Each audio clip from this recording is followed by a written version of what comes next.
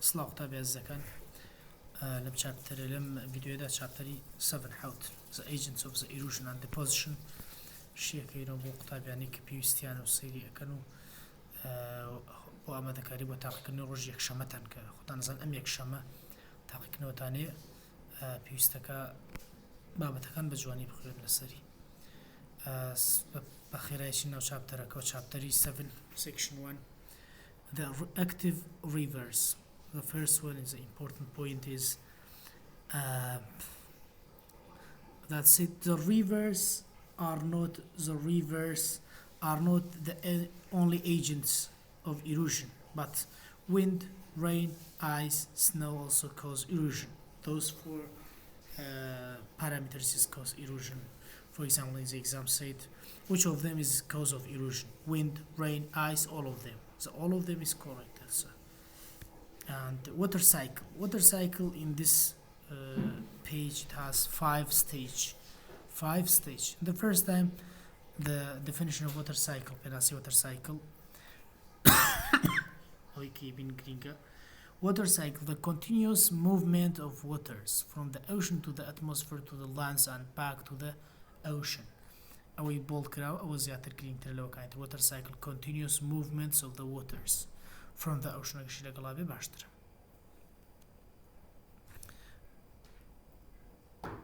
أما بيز قناعة كيدر قناعة كوبا هايلايت دياري ما كردو شني كده أخلا بوشتان نيرم والله بخير هايشين عمليات كات كما أو فيديو كبوي زور دريش رميتو the first طبعا لبري cycle أتواني هركامين بيكم داني كيشنا بباب ليريا precipitation precipitation is a rain, snow or hail that falls from the clouds onto the earth's land and ocean. بس توني بسانة is rain, snow or hails that falls طب توني بسانة كافية. دعوة percolation كزور أوني بلاي اشتي زورتيايا بلام بهوي ويناروني كتاب ويا محمد دياري كردو in the downwards movements of the waters واتت هات نخواري أو لقراغي زاوية water through the pores and other spaces in soil due to gravity أو gravity green بهوي تشي بالله لدحانا بنا أجريك بيتو بوشي بنا downwards movements of the waters in the percolation is due to is caused by بهوي وكارجي is a result by بوكارجي gravity راني كشت. قناغي same condensation take place when water vapors cools and change into water droplets. Water vapor change to water droplets. واني لنيواني دياري ما كبيوس ناكر. Water vapor change to water droplets. أو بختي condensation. Evaporation takes place when waters from the oceans and the earth's surface change into water vapor. أما ببيتوانو water from the ocean change to water vapor. Energy from the sun. Energy كلا كيواتو لا sun. Energy from the sun causes evaporation. أبد هو evaporation.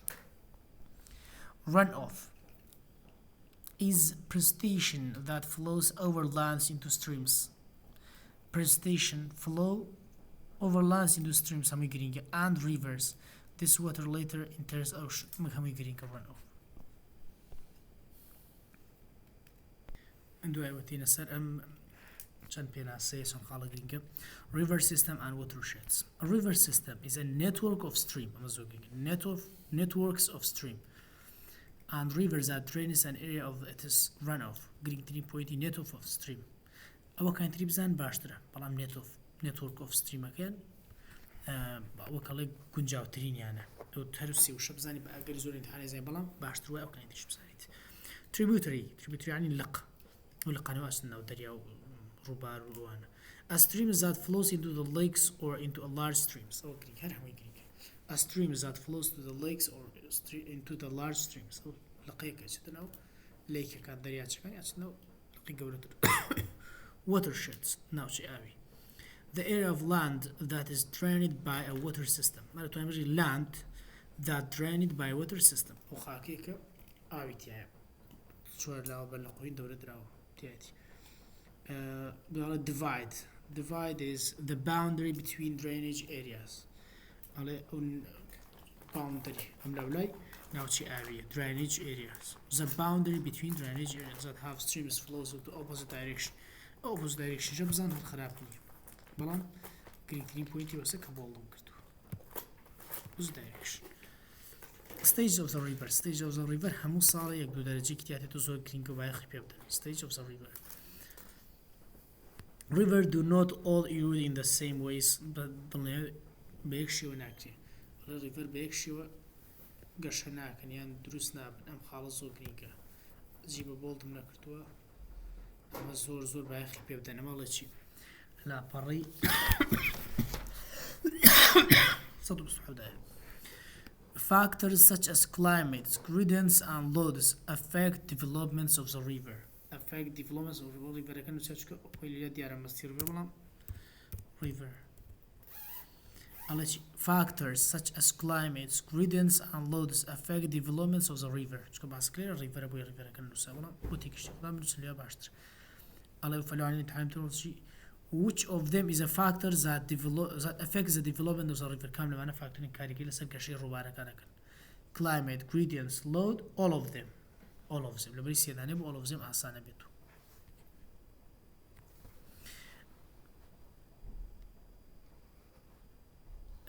ليريا charger river معناه زور زور برينكا.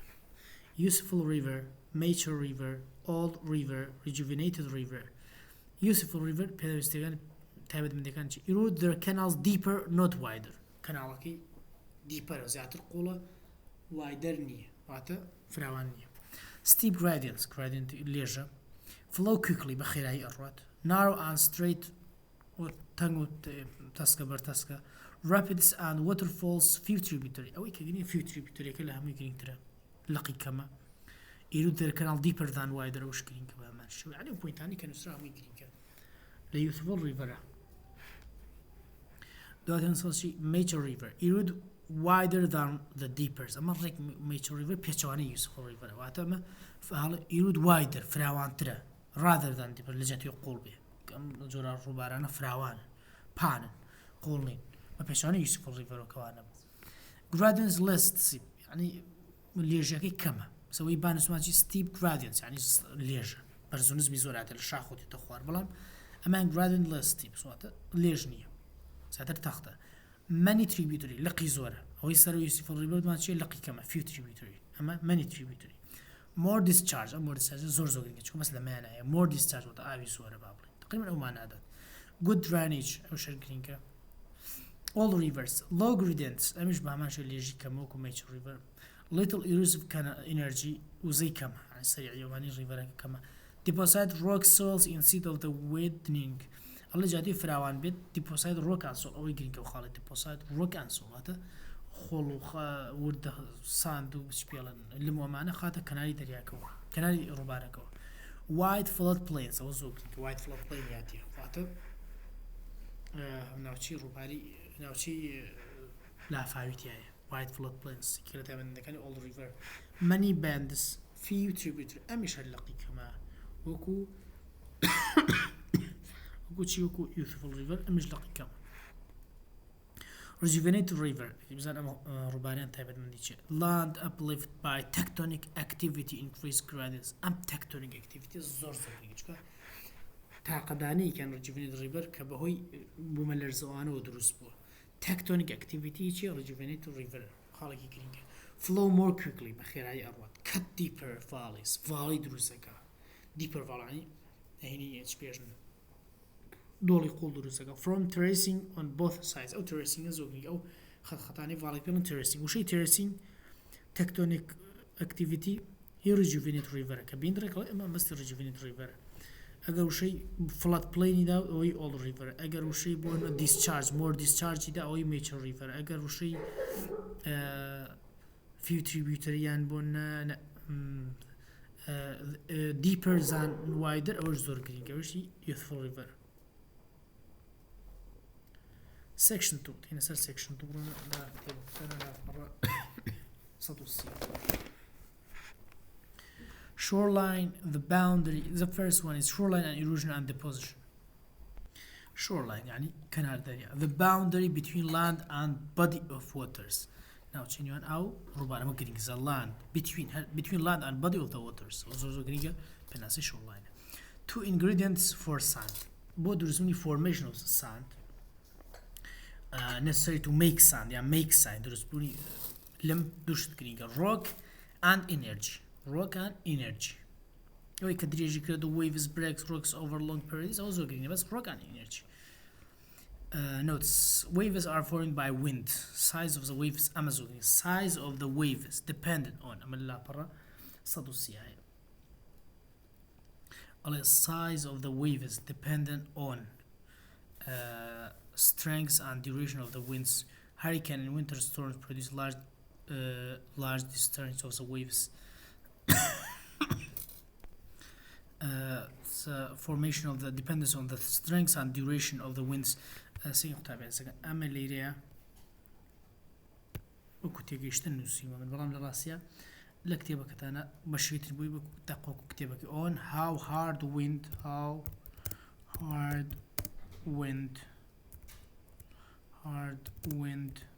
blow طبعا how hard wind blow and how long the periods of the winds how hard and how long wind blow بوشي بيخون دقيق ترى سكن مش توزي بمعنى نيدم بركو كنا كتابك بي أو كان تري بصر معسك لا يخطأنا أو يبزيادك أو دقيق ترى the size of the wave قوتي شابولك بيوست نبم دوشتوا how hard wind and how long winds blow أما كان تري زو green wind pressure plus waves longer أما نشتي صور green waves trains and surface يا كم wave trains أم بيناس النوت زور green كزور waves travel in groups called wave trains أم بيناس كيزو بنيت حنا أنا بتجو waves travel in groups called بوشاي wave trains شتي green تريست سروا sea cliffs formed when أما green sea cliffs She produces sea cliffs formed when waves erode an undercut of the rocks produce steep slopes. أما زور green كسور. The rate of sea cliffs depends on rock hardness. أو شو زور green كمان لا فريت شنا هي لا برصلوا سيودو لبانو. بيوندي بهور لو dependence of the rock hardness أو تورس زور green. Nicampenace's sea cliff formed when waves erode and undercut rocks or produce steep slopes. أما green نقطة. دعوة. Rate of the sea cliffs depend on the rock hardness. على ويك sea cliffs يعني درسوني برزون زمان كان ردريا كان بشت بشي بس رقي بردا كان بس عتاشنا نق. Hard rock granite slow erosion بهواشي erosion كاتشي hard rock. Soft rock shale rapid erosion بخلاء erosion. وطلبي السوفتا عسان زو أشكي إيروجني بسرعتي وكنا بيو شو هي كورة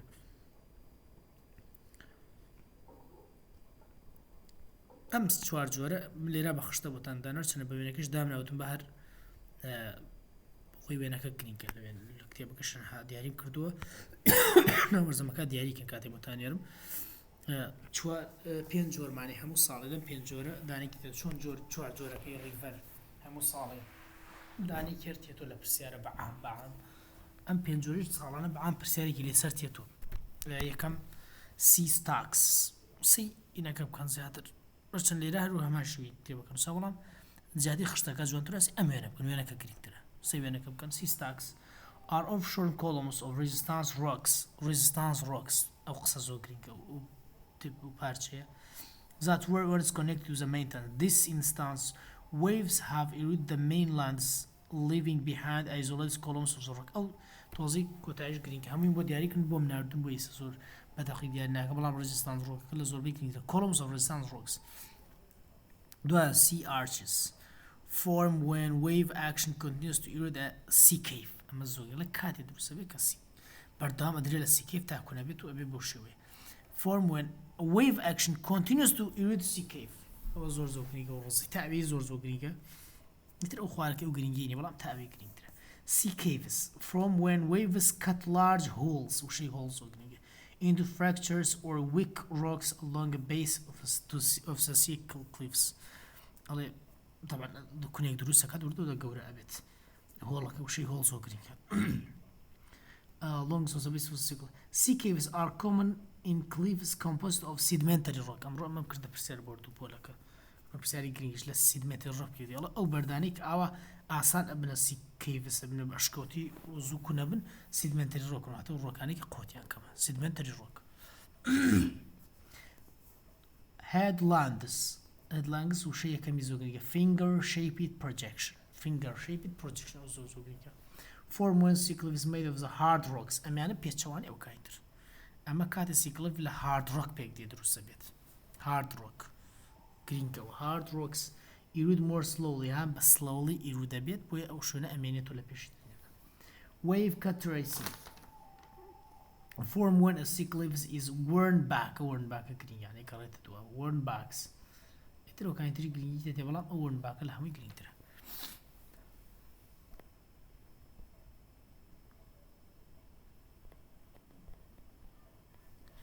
لا فڕی دواتر بێنە سەر waves deposit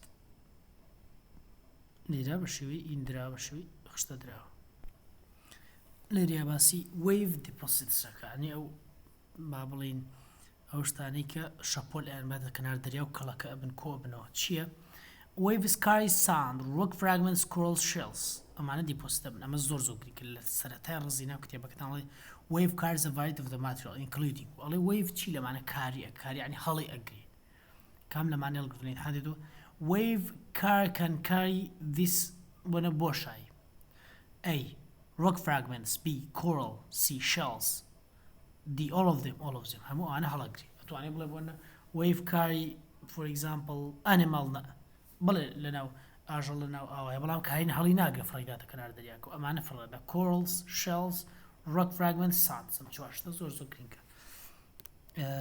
دواتێن سەرجی beach materials depends on the source زۆر جوان دیاریم کروسیکن بە پێنج خاڵی زۆر ڕێک لە کتێبەکە زۆر ئاڵۆز باسکریا و پارچی زۆرە بەڵام بە پێنج خاڵ beach material depends on the source ئەڵێ ئەو ماتریالان لە بیچان لە کەنار دەریاکانە ئەیان دۆزیتەوە بۆ نۆ corals هەشتیان ڕەش بێ مادەکەیان سپی بێ ئەڵێ پشت بەم پێنج پشتە لەم پێنج سەرچاوە هاتوون یەکەم quartz light colored sand ئەڵێ ئەگەر ساندەکەت لمەکەت ڕەنگی سپی بوو ئەوە چیتیایە کوارتزی تایە ئەگەر ساندەکەت ڕەنگی ڕەش کۆهین بوو فاین وایت بوو عنی وایتێکی نەرم ئەوە چیتیایە کۆڕڵیتیان کۆڕڵ فاین وایت ساند لە ترۆپیکال زیاتر زۆرە لە ترۆپیکال ئایلاندە لە کەنار دەریاکانە ئەگەر شەڵ بیچ لەوانەیە شێڵی تیا بێ کەنار دەریاکە و کاتێ دەڵێ سی شەڵز ئەگەر کەنار دەریاکە بڵاک ساند بوو لە ڤۆلکانی کاتبوو ئەوە لاڤایە لاڤا ڤۆلکانی و کاتە بلاکە ئێمڕۆشتمە پرسیار بەتەن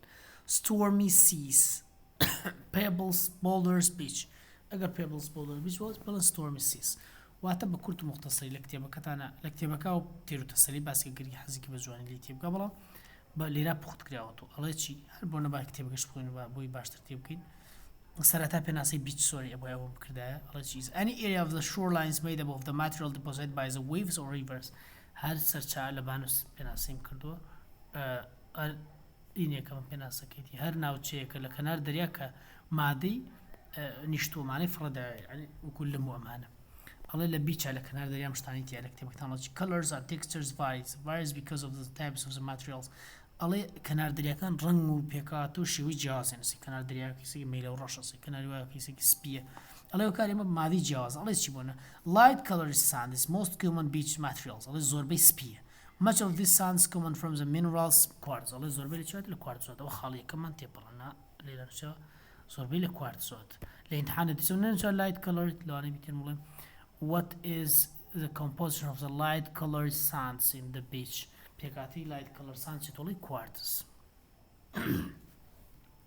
depends on the source light colors بێزەوەمان باسکە much of the sands comes from the quartz and many tropical islands beaches are made of the fine white corals materials while some beaches are made على زوربان لو coral fine white sand is a tropical island جوانتره tropical island كان چیتیایە ئەڵی کۆڕڵیتیایە کۆڕڵ ئەی لە شەڵ بیچەکان ئەو بیچانەی کە پێڵێن شەڵ چیتیایە سی شەڵیتیایە ئەی لە پێبل بلودرز بیچەکانە چیتیایە ستۆرمی سیستیایە ئەمانە هەمووی بەوشی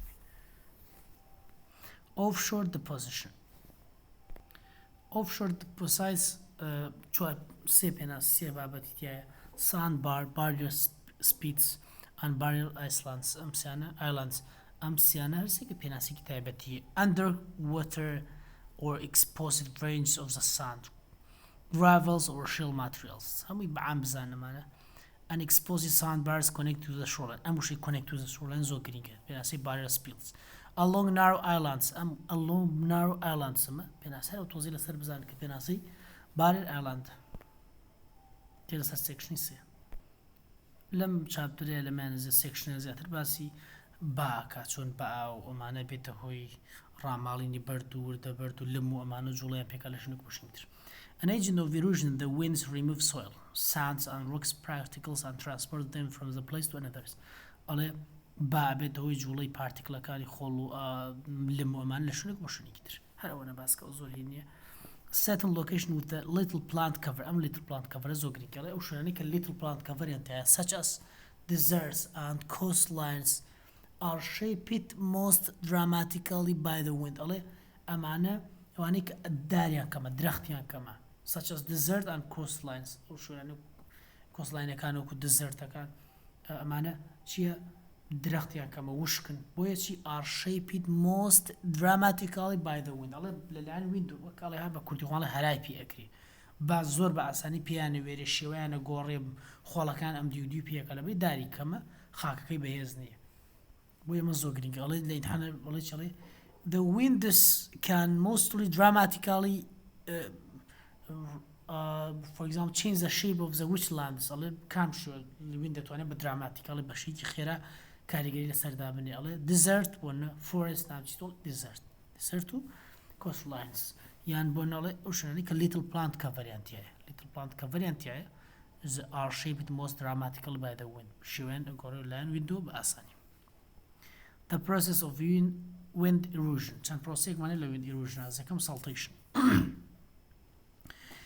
wind moves materials by saltation جۆرێک لە جوڵەی خۆڵ و لم و ئەمانە کە پێڵە saltation ئەڵێ چی That's the movement of sands or other sediments by short jumps and bounds that is caused by the wind or waters. ئەمە زۆر بریتە لەوەی خۆڵ لم ئەمانە با لێدا بەرز و نزمی پێەکە پێڵێم تقریبا پێڵێن وەکو بازدان لە مانە کوردیەکەیە ئەمە گرنگتیجی movement of sands caused by wind or waters ئەمە زۆر short jumpەکەش هەر گرنگە بیزان short jump بەڵام movement of sand جوڵەی لمە بەهۆی چیوە بەهۆی wind and waters wind and water note when moves sand grains into the one another they bounce up fall forward and streaks others coastal rolling ئەمە زۆر گرنگی deflation پێناسی deflation the movement of the sands that caused by wind ئەمە تەنهاڵێ هۆکارەکەی ویندە ئاو نیە saltation ئەکری ئاویش پێ water بێ بەڵام ئەمیان تەنها caused by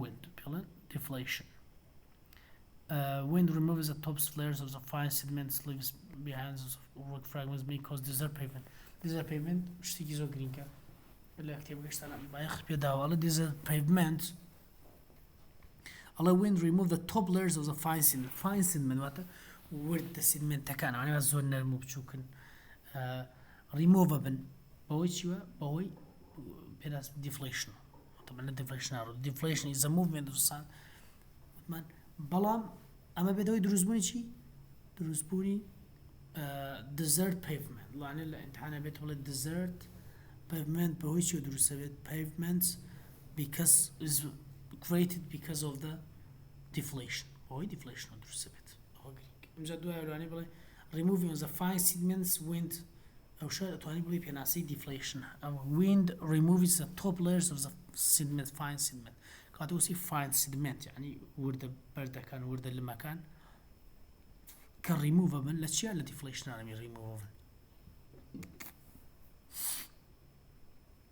لە deflation يعني أم دورز عادي deflation بابيزان و pavement desert شر بوي deflation نفقده نو بزان بباش يعني تحنا بتقول pavement desert is made or is caused by the formation of the pavement desert is caused by which things is by abrasion saltation or deflation or deflation اوش عشان ننسراو لوش خالك بس خالك جرين كنت ارينا كراوه لكتي وقتنا لا فرصوصي وحوتا لو يعني ديفليشن لرزيه كم دوم سيم چوارم بينجا which is surface consists of the pebbles and small broken rocks او بيناسي چيا desert pavement.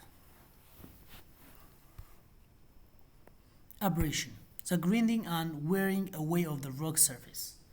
The grinding and wearing away the rock surface. Rock surface شيء grinding and wearing away of the rock surface يعني عادي برد زيادة الروك كان حتى برد كان surface كان وردو ده آخره through the mechanical action of the rocks or sands particle كبهوي بيانكشاني ورده بردو ساندو كبيانكشت ويما بيناسي abrasion بيناسي بيزان grinding and wearing of the rock surface أما تاير grinding بلام لو grindter أو هيك قالب by mechanical action of the rocks and sand وش grinding when deposits materials بابرن سروا أو تنحت وش يجي وتويتيان يار amount of the size of the particle the wind can carry عليه أو معدني كوين عليه قليل ما يكتيكم عليه معدن الأخوة جاي بابا سي علاقة هلك جاي سيركي ورده برد لكل خوان ترى باي واعي خولي لقلا عليه هالقرتني ما كان بيوست بزام بتش مزوجرك the amount and size of the particle that the wind can carry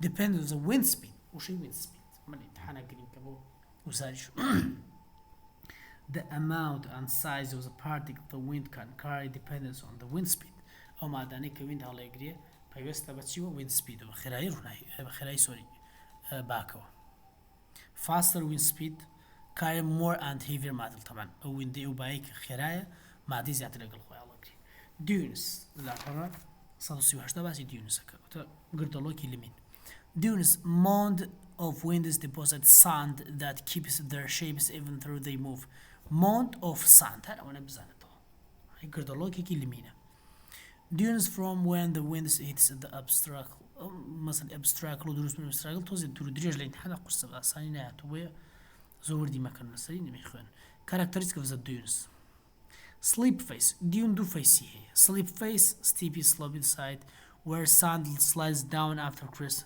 gentle sloped face facts the wind the sand is constantly transport the sides أو كزوجرين قال كتبه كتانا بارين دار عليه dunes usually have a gently sloped side and steepy sloped side gently sloped side and steepy sloped side I'm doing steepy sloped side أما يكيان gentle slope side يعني face side face شبيله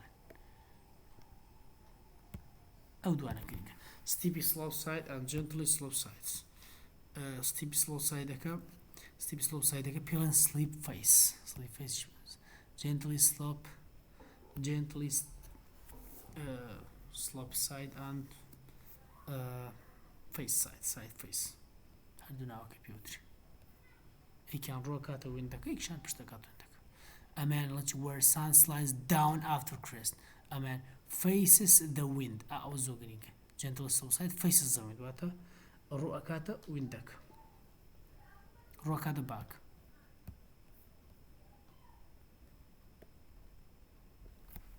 sorry أدينش طاو بستا chapter 4 chapter 4 عشان دولا بري والله كملش تقرين كتير على راسي section 4 the effect of gravity on the erosion and deposition كاريكري gravity لازم erosion deposition gravity is an agent of the erosion طبعا gravity إيش بحمان شو agent of erosion وطبعا إذا كنا مش زور بس بايجر بباشر روتر بيزان erosion يعني ويك بخوي باوا يا أو ياشتكو برد خاك خول داب خوري شخب و تيكسي شيء وكي لسكنار دريا كان شوني آسا كان بيرن إيروج دا خوراندن بكودي بوي زوج تبدو إيروج agent of erosion يعني وش ثانيك أبناء وكار إيروج gravity بدو إيروج wind با بدو إيروج زور با بدارشني وردور ده تشالكا أو بدو water بدو إيروج river شهر أو بدو إيروج يعني روبار زوج تبدو إيروج ليرا على gravity is an agent of erosion and deposition gravity agent of erosion deposition it causes rocks and soils move down slopes تبد هاي چی بوچی cause erosion deposition بون هاي gravity كشي زي زوجار بابچوكترين جولا بردكان يعني لسر شاخو چی كان برابنا خوار وشكاري لسر جولي زوية كات يعني شوكي غور angle of repose is at steepest angle angle of repose چییە پێناسەکە steepest angle بەس ئەو شە بزانن سەری زۆر at which loose materials with no slide down slopes. It depends on the size, weight, shapes and moistures of the materials. Angle of slopes پشت بە چییە بەسێ یەکەم پێناسەکەی steepest angle بەس ئەو شە بزانن ئەمە پێناسەکەیتی لە ئیمتحانی توش is the steepest angle at which loose materials will not slide down slopes. تو ئەمان نازانێت steepest angle تیە کاتە مەستی angle of repose ئەمە it depends on angle of repose depends on that things پشت بەم شتانە بەسی size, weight, shape, moisture of material پشت بەم چوار شتە بەسی زۆر گرنگە لە ئیمتحانی تو بڵێ angle of repose is depends on A size, B weight, C shape, D moisture of material. Sorry, C shape and D all of them. Mass movement. لما دو بس mass movement يمشن. mass movement يعني جولي بردكان. A movement or a section of the land downslope. وده جولي land خاك بردكي بي خلاكي بتشبيه بروخوار. The movement of the materials, rock, soils, ice downslope. Downslope so شي downslope زوجيك.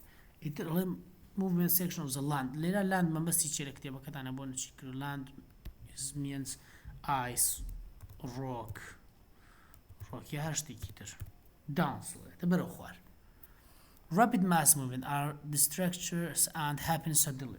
Rapid mass movement وتبخير هاي الروادات. وخالق تلسر أوك باشواب دياري ما كذا أبرام دياري نكرا وشو سانيكا. Ali is roles in the shaping the air surface. كاريجلس الشيء air surface كذا.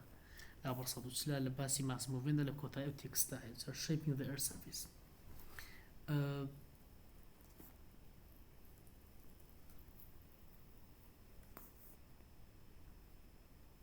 ده بابتي كمان ما rapid mass movement شو ما باسكت. Rock falls زوجنا عندنا بكون خواري بردكان. Groups of loosened rocks fall down steep slopes, often seen near mountain roads. على كون خواري بردكانة لخوار. down بالجاية. Result of gravity. وش بزيو كله خطانو. استوش هكين كي خوي. Result of gravity. وهذا بهوي result of gravity. بهوي gravity. مشترودة. Result of gravity. بله لانه بهشتی رو ده بالام زیادتر بوی gravity وی. Result of gravity. Landslide. تنسى landslide. Rapid movement of the large materials downslope. Landslide يعني خزاني الزبي. بلناكا وكملك زول بارشي لشوينكا ليالك لدولك لشوينكا أخزت تتخوارة. شقابة شلون تيكتشت. أو بلن landslide. Rapid movement of the large materials downslope. Sudden or rapid movement of the large amount of material downslope. أما قرينك. Include slump. Slump أما اللي تحنا من الزوجة is a common types of landslide is slump. يجي قرينك جورا كان landslide slump. Include slumps where blocks move over the curved area surface. أو curved surface زوجة slump بريتيلا جولي ل curved surface. Surface curve. Triggers by the heavy rains. بهيش يور وده أما زوجة triggers or caused slump. دلوقتي نسبة اسم slump بهيش يور وده by أمانة